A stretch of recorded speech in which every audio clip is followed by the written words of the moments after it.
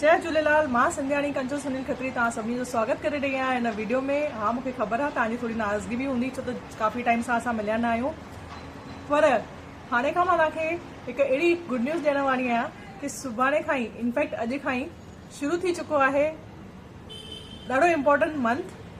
ऐं उन important month में मां खयो आहे हिकु चैलेंज जंहिंमें मां रोज़ तव्हां सां रूबरू थींदसि, रोज़ पंहिंजा एक्सपीरियंसिस तव्हां सां शेयर कंदसि ऐं असां ॾिसंदासीं कि अॻियां छा छा आहे। त हिन वीडियो खे एंड ताईं ॾिसजो, जाम इंपॉर्टेंट वीडियो आहे, बिल्कुलु मिस न कजो। जाम टाइम खां पोइ मां तव्हां सां मिलण आई आहियां त तव्हां मुंहिंजे लाइ 5 मिंट त कढी सघो ई था ॿुधण लाइ कि मां छो अॼु हाज़िर थी आहियां ऐं अॻियां मां छा करण वारी आहियां।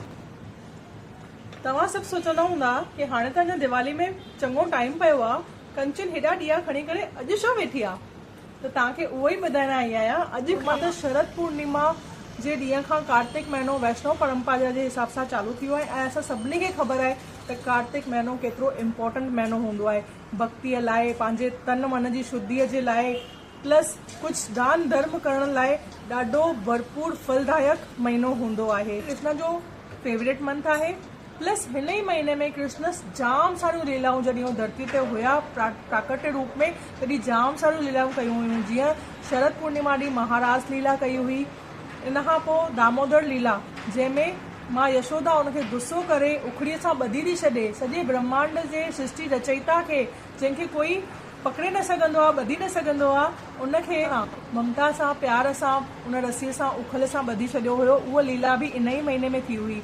प्लस जाम सारे असुरनि जो वध बि कृष्ण भॻवानु इन महीने में कयो हुयो। त इहो महीनो भॻवान श्री कृष्ण खे सभिनि खां प्रिय आहे। इन करे जेको भॻवान श्री कृष्ण खे प्रिय हूंदो, जेको राधा रानी खे प्रिय हूंदो, उहो कृष्ण भक्तनि खे प्रिय कीअं न हूंदो। अचो ॾिसूं इन महीने में छा छा करणु घुरिजे। मुख्य 5 ॻाल्हियूं 6 ॻाल्हियूं आहिनि जेके सभिनी खे करणु खपनि ऐं जेके असां day to day busy schedule में बि इहे ॻाल्हियूं करे सघंदा आहियूं। त अचो ॾिसूं था उहे छा आहिनि। सभिनि खां पहिरियों आहे कि असांखे सुबुह जो ब्रह्म मुहूर्त में उथणो आहे।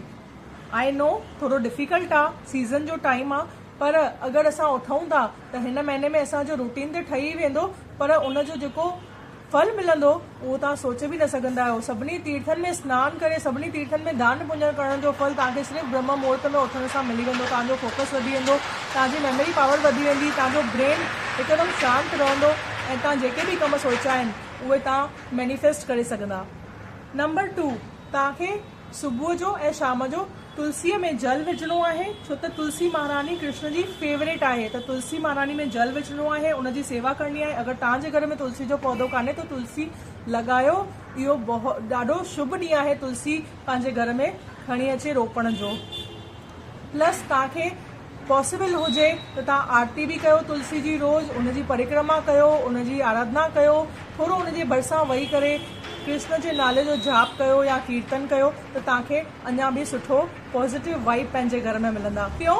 तव्हांखे भक्ति करणी आहे, तव्हांखे भॻवान जो नाम जप करणो आहे। तव्हां कहिड़े भॻवान में विश्वास कंदा आहियो, जेको बि तव्हांजो नाम सिमरन कंदा आहियो, तव्हांखे नाम सिमरन जेतिरो बि तव्हां कंदा आहियो उनखे वधाइणो आहे हिन महीने में, छो त हे बोनस जो महीनो आहे। त बोनस त असांखे सभिनि खां वधीक मिलणु खपे न।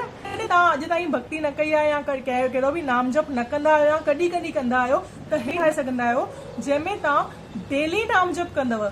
शुरूआत में तव्हां 1 माला सां शुरू कयो, जीअं जीअं तव्हांजी रुचि वधे तीअं तव्हां वधाए सघंदा आहियो, लेकिन घटि में घटि 1 माला त ज़रूरु कयो। तव्हां माला कहिड़े बि नाम जी करे सघंदा आहियो, लेकिन महामंत्र जो स्पेसिफिक इम्पोर्टेंस आहे। महामंत्र आहे हरे कृष्णा कृष्णा कृष्णा हरे हरे, हरे राम राम राम हरे हरे। जेकॾहिं तव्हां हिन नाले जो सिमरन कयो था त तव्हांखे अञा बि वधीक फल मिलंदो, छो त इहो महामंत्र कमु तव्हांखे करिणो आहे कि तव्हांखे श्रीमद भागवतम या श्रीमद भगवत गीता जो पाठ करिणो आहे, या जंहिं बि भॻवान खे तव्हां इष्ट देव खे मञंदा आहियो। जीअं असां झूलेलाल खे मञंदा आहियूं त असांखे झूलेलाल जो पल्लो रोज़ पाइणु खपे, उनजो अखो रोज़ कढणु खपे। कार्तिक महीनो उन लाइ बि ॾाढो शुभ आहे। जो आहे तव्हांखे हर रोज़ घीअ जो दीपक भॻवान श्री कृष्ण खे ॾेखारणो आहे, तुलसी माता खे ॾेखारणो आहे, दीप दान करणो आहे। ऐं दीप दान करण महिल तव्हांखे दामोदर अष्टकम ॻाइणु खपे या ॿुधणु खपे। हिनखे दामोदर महीनो बि चयो वेंदो आहे। ऐं दामोदर अष्टकम में जेके 8 श्लोक आहिनि उहे सभु लीला सां ई भरपूर आहिनि, जंहिंखे तव्हां सम्झी करे अगरि ॻाईंदव त तव्हांखे बिल्कुलु कृष्ण रस जो आनंद प्राप्त थींदव। इहे त आहिनि 5 इम्पोर्टेंट ॻाल्हियूं जेके हर कंहिंखे पंहिंजे घर में करणु खपनि कार्तिक जे महीने में। इन खां तव्हां कंहिं तीर्थ ते विज़िट कयो था या कोई तीर्थ ना सघे, हर रोज़ न बि पॉसिबल हुजे त हफ़्ते में हिकु ॾींहुं या महीने में हिकु ॾींहुं या 15 ॾींहंनि में हिकु ॾींहुं तव्हां मंदिर में ज़रूर विज़िट कयो। उनजो बि अलॻि ई महत्व आहे कार्तिक महीने में। त हाणे मां तव्हांखे ॿुधायां थी कि मां हिन महीने में छा करण वारी आहियां। इहे जेके 5 ॻाल्हियूं तव्हांखे मां ॿुधायूं आहिनि, सुबुह जो ब्रह्म मुहूर्त में उथणु, तुलसी माता जी सेवा करणु, कृष्ण जी भक्ति करणु यानी कि नाम जप करणु, श्रीमद गीता ऐं श्रीमद भागवतम जो पाठ करणु, उनखां सवाइ असांखे रोज़ दीपदान करणो आहे, उहो दीपदान करणु। उनखां सवाइ मां इहो बि हिकु चैलेंज करण वारी आहियां कि मां हिकु पंहिंजी सुठी आदत जेका मां जाम ॾींहंनि खां बिल्ड करण जी कोशिशि करे रही आहियां, उहो आहे कि मां रोज़ भॻवान जो शुक्रिया अदा कंदसि, ग्रैटिट्यूड लिखंदसि कि भॻवान असांखे केॾी न सुठी लाइफ ॾिनी आहे ऐं इन खां वधीक सुठो महीनो कहिड़ो थी सघंदो आहे भॻवान जो शुक्रिया अदा करण लाइ। पोइ मां सुभाणे खां स्टार्ट करण वारी आहियां। रोज़ सुबुह उथी करे मां भॻवान खे 10 ॻाल्हियुनि लाइ शुक्रिया अदा कंदसि। उहो मां डायरी में लिखणी आदत छॾण जी सभिनी खे आहे, उहा त बुरी आदत त मूंखे बि आहे उहा कि असां ॾींहं भर जाम फ़ोन खे स्क्रोल कंदा आहियूं, असां मैक्सिमम टाइम हुन में वेस्ट करे छॾींदा आहियूं जेको असां भक्तीअ में या पंहिंजे ॿियनि कमनि में इन्वेस्ट करे सघूं पंहिंजी लाइफ खे बेटर ठाहिण लाइ। त मां इहा बुरी आदत छॾण वारी आहियां।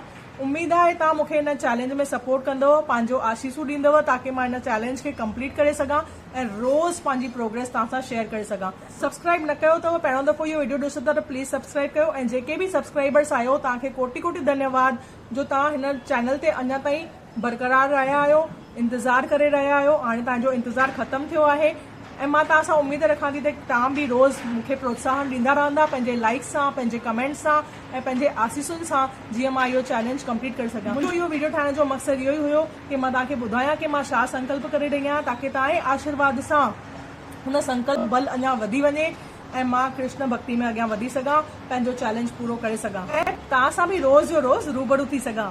त मिलूं था सुभाणे ऐं ॾिसूं था कीअं मां पंहिंजो चैलेंज पूरो कयो। तव्हां छा करण वारा आहियो हिन कार्तिक महीने में उहो बि ॿुधायो। कमेंट करणु बिल्कुलु न विसारजो कि तव्हां हिननि मां छा छा फॉलो करण वारा आहियो ऐं कॾहिं खां फॉलो करण वारा आहियो। लाइक्स जो, कमेंट्स जो, आशीर्वाद जो ॾाढो इंतज़ारु रहंदो। बिल्कुलु देरि न कयो। जय झूलेलाल, हरे कृष्ण।